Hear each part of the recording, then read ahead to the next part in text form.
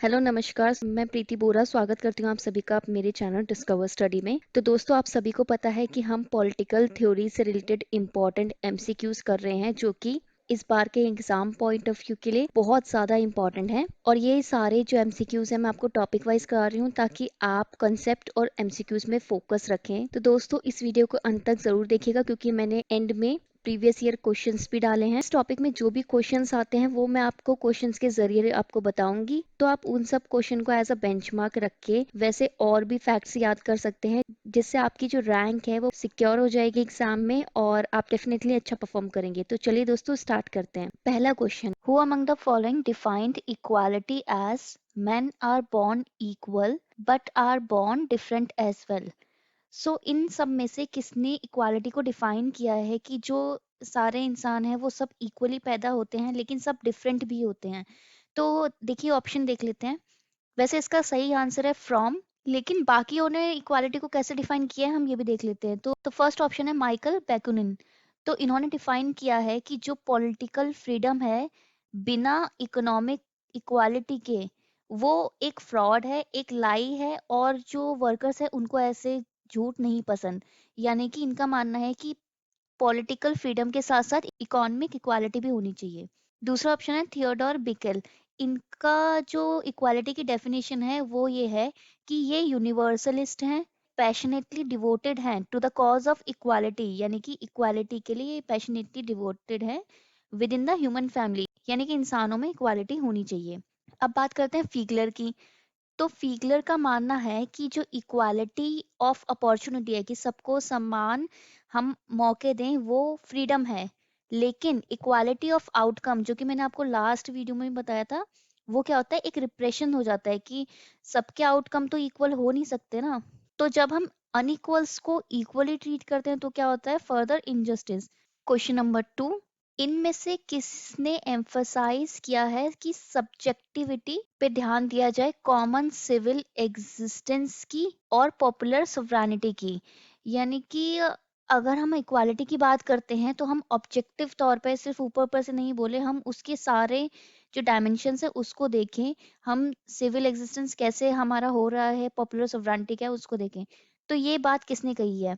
तो ये बात कही है रोज्यू ने।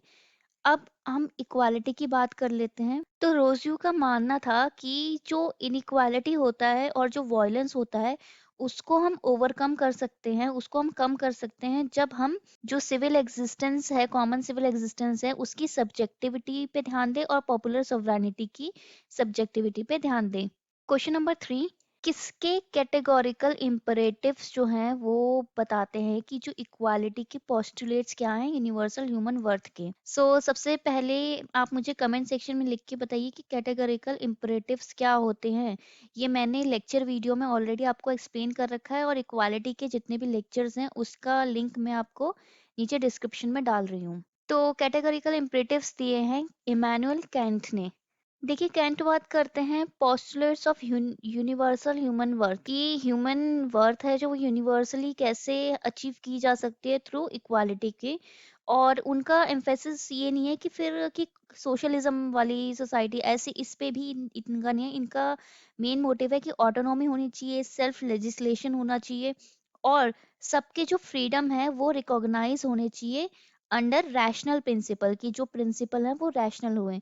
और ये बिल्कुल सपोर्ट करते हैं कि इक्वल्स को ही हम इक्वली ट्रीट कर सकते हैं, अनइक्वल्स को हम इक्वली ट्रीट नहीं कर सकते, जो कि डॉक्ट्रिन है प्रोपोर्शनेट इक्वालिटी की। और ये डॉक्ट्रिन को किसने दिया था, मैंने लास्ट जो एमसीक्यूज बनाए थे उसमें आपसे पूछा था, तो आप वो मुझे कमेंट सेक्शन में लिख के बताइए। क्वेश्चन नंबर 4, इनमें से कौन सा क्राइटेरिया जो रॉबर्ट ढाल का डेमोक्रेटिक प्रोसेस के लिए, उन्होंने 5, मैं आपको बता देती हूँ कि क्राइटेरिया दिए थे 5, उन्होंने बोलता ये क्राइटेरिया हैं जिसके थ्रू हम डेमोक्रेटिक प्रोसेस को अचीव कर सकते हैं और इक्वालिटी के बेसिस पे। इनमें से कौन सा जो क्राइटेरिया है वो उनकी जो 5 क्राइटेरिया की लिस्ट में नहीं आता? वोटिंग इक्वली, कि सबको वोटिंग का समान अधिकार हो, ये इनके जो 5 क्राइटेरिया है उसमें है। दूसरा, इफेक्टिव पार्टिसिपेशन, वो भी है। तीसरा, कंट्रोलिंग द एजेंडा, वो भी है। जो कम्युनल रिप्रेजेंटेशन है ना, वो उनके जो क्राइटेरिया है उसमें नहीं आता। इन तीनों के अलावा 2 और भी क्राइटेरिया हैं, वो है एनलाइटेंड अंडरस्टैंडिंग और inclusion of all adult members in collective decision, कि हम सारे अडल्ट मेंबर को कलेक्टिव डिसीजन में इंक्लूड करें। सो रॉबर्ट डाल डेमोक्रेसी के थ्रू इक्वालिटी पे बिलीव करते हैं। नेक्स्ट क्वेश्चन, क्वेश्चन नंबर 5, इनमें से कौन एसोसिएटेड है सोशल इक्वालिटी से? पहला ऑप्शन एस आई बेन, दूसरा आर एस पीटर्स और तीसरा रुथविन हावन। ये सारे एसोसिएटेड हैं, ऑल ऑफ द अबव है इसका आंसर। क्वेश्चन नंबर 6, एक बुक है जिसका नाम है डेमोक्रेसी इन अमेरिका, तो इसके ऑथर कौन है? तो इसके ऑथर बहुत फेमस बुक है, वो है एलेक्सिस डी टॉक्यूविल।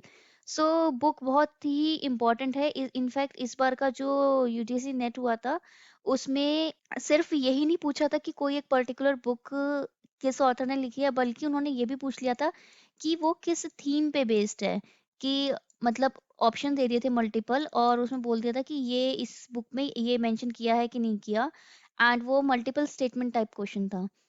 इसलिए आप ये सब को ध्यान में रखिए। क्वेश्चन नंबर 7, किसने डिफाइन किया है इक्वालिटी को?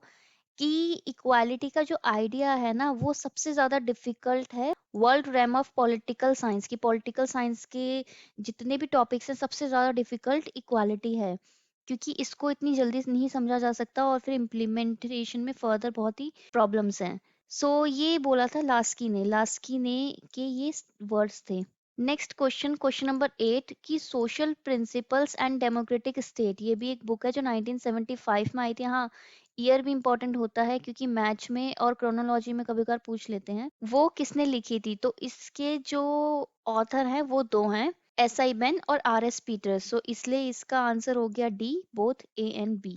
Next question, question number 9, assertion reasoning का क्वेश्चन है। असर्शन है कि जो डेमोक्रेसी का सिस्टम है ना वो रिकॉग्नाइज करता है सभी लोगों की इक्वालिटी, और ये जो गवर्नमेंट ऑफ कॉमन पीपल है, कि जो आम जनता की जो गवर्नमेंट है उसके लिए खड़ा रहता है। तो ये है हमारी असर्शन। डेमोक्रेसी यही होती है, तो ये स्टेटमेंट तो सही है। अगर ये स्टेटमेंट सही है तो डी ऑप्शन हमारा गलत है। अब रीजनिंग दे रखे, ये कॉमनली माना जाता है कि जो गवर्नमेंट है ना वो लार्जली कंट्रोल की जाती है और मैनेज की जाती है पावर एलिट के जरिए। जो पावरफुल पोजीशंस में होते हैं, ये सब होते हैं, वो काफी मैनेज करते हैं। ये स्टेटमेंट भी सही है। हमारा सी ऑप्शन भी गलत है। अब ये बताइए कि ये इसकी करेक्ट स्टेटमेंट है कि नहीं है। सो ये दोनों स्टेटमेंट रिलेटेड तो नहीं लग रही। अगर इधर पावर एलिट की बात की है कि कोई एक पर्टिकुलर ग्रुप मेंटेन करता है पावर, तो इसमें इक्वालिटी को ये सपोर्ट नहीं कर रहे ना। ये इसकी करेक्ट एक्सप्लेनेशन नहीं है, तो इसलिए आंसर हो गया बी। दोस्तों ये एक प्रीवियस ईयर क्वेश्चन है, ये पर्टिकुलर क्वेश्चन, इसलिए मैंने ऐसे टाइप के क्वेश्चन इसलिए डाल रहे हैं ताकि आपको समझ में आए कि किस टाइप के क्वेश्चन एग्जाम्स में आते हैं।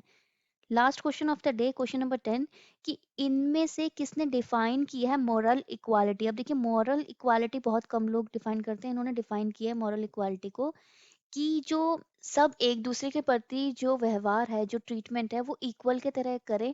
इक्वल की तरह ट्रीट करना का मतलब है कि इक्वल कंसर्न हो हमारे और इक्वल हमारी रिस्पेक्ट हो।